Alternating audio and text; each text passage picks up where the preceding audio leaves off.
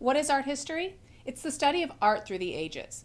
It's so interesting to me because you always get to study the past with the benefit of a fast-moving time machine. Bored of the Renaissance? Well, you can flip a few pages in a textbook and quickly be studying contemporary art. Some of you know that my background is art history. It's the subject of my bachelor's degree. And some of you may know that I have 2 degrees. My other degree is an MBA. Can art history and business coexist? You betcha. And the relationship fascinates me. What you can never see clearly until time has passed is the present. Then, okay, it's not really the present anymore. So you can never really talk about now. In fact, through the history of popular art movements and artists, the present day was often the least significant period for art. People are always joking inside the art community and outside the art community that the only famous artists are dead artists. Van Gogh is proof of that. He had virtually no recognition during his life. He was creating what were viewed as dark, bizarre, abstract fantasy paintings right around the time of European Impressionism, which itself was staunchly criticized in the late 1800s when it first arrived on the scene in France. Around the same time, Seurat was derided for his work with Pointillism, which is now viewed as revolutionary for the time. What is Pointillism? It's how your computer screen works. An image is created one dot at a time. Seurat did this with paint. Go to the Chicago Art Institute to see his most famous work, A Sunday Afternoon on the Island of La Granja. The critics?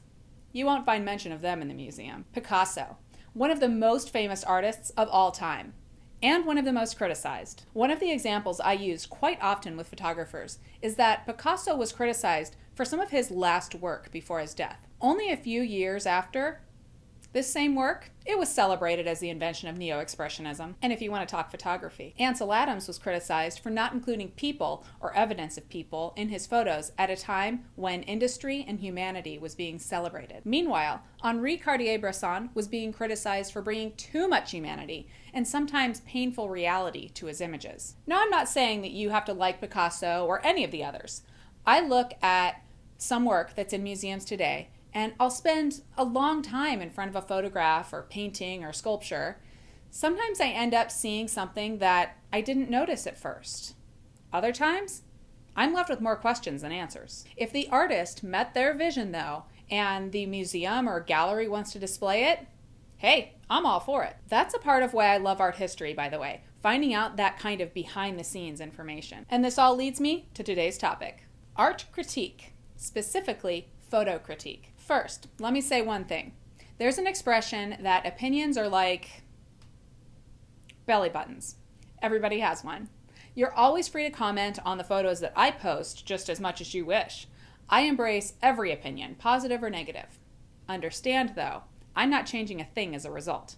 Because just as I love your opinions, understand that I have mine as well. My opinion today is about people who do public photo critiques on YouTube and other forums. Basically, the deal is that a person or people will look at a portfolio or series of photos and tell the artist everything that they feel was done right or wrong. The setup works fine. People like having their photo critiqued, and other people like critiquing work. Someone wants an opinion, someone gives an opinion. Not sure what I'm talking about? Go to that YouTube search box and type photo critique. You'll see what I mean. You'll see self-proclaimed experts telling people to clone birds out of their photos or to keep the tip of an elbow in a portrait. Here's my critique of the critics. Shut your mouth, shut your mouth, shut your mouth. There, I said it. Why? Because you, the critic, don't know what the hell you're talking about. Sure, you have a camera. You might even sell your work. Maybe you've even had a gallery show. You might even be a sensation, raking in the money. And hey, good for you. Stick to what works for you. Don't take someone else's work and tell them that it needs to fit into your box. Maybe I like birds and I don't like elbow tips. You don't like the crop or where something or the other is with respect to some rule that you read about or made up. Good. Maybe the photographer, the artist, has some real vision instead of an encyclopedia of rules. Critics love to say things like, the subject needs more separation from the background. I hear that one all the time. Maybe the subject looks just great as a part of the scene as it is. Maybe you missed the point of the photo. Or, you know what? Maybe there is no point to the photo. People will tell you that a good photo tells a story. Hey, I love it when a photo tells a story. Stories are fun. I also like pictures of trees, a mouse, or a bicycle wheel. Critics might say that there's not enough life in a photo like that. And good. You and I can trade photos of bicycle wheels without telling those critics. Listen, I'm not trying to be a know-it-all. What I am saying is that we all, as people, myself included, are full of it. I'm not going to tell you not to have your work critiqued. That's a personal choice. If you send me your work, I'll celebrate the work and you as an artist, whether you're taking chances or following someone else's rules. I certainly don't have any authority to tell you what you did right or wrong. Only you as the artist know the answer. There's only one opinion that counts, yours. The critics, they're a dime a dozen. Follow all of their advice and your work will look just like theirs. Boring. And hey, that's great if some narcissist wants everyone to follow their rules. We'll just keep those folks over to the side somewhere, and we'll focus on you. Now, not everyone wants to be different or channel their own internal artist and rule breaker, and I can appreciate that too. There are some people, some maybe even watching, who go out and try to duplicate famous photos that have already been captured and exhibited. They'll go out to the same location on the same day of the year and wait for the same exact time. And hey, you know what? That actually sounds like fun. Call me next time. I'll bring snacks, and I'll take pictures too.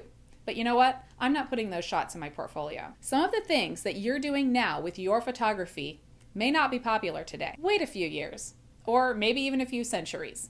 Those critics, they'll come around. You just keep doing your thing, exploring your own brand of creativity, and when you feel like it, show it off. If you want to go with the flow and be like everyone else, that's cool too. And if you ever want to talk about your photos, send me some. I'll be here, leaving birds in my shots and cropping out elbow tips.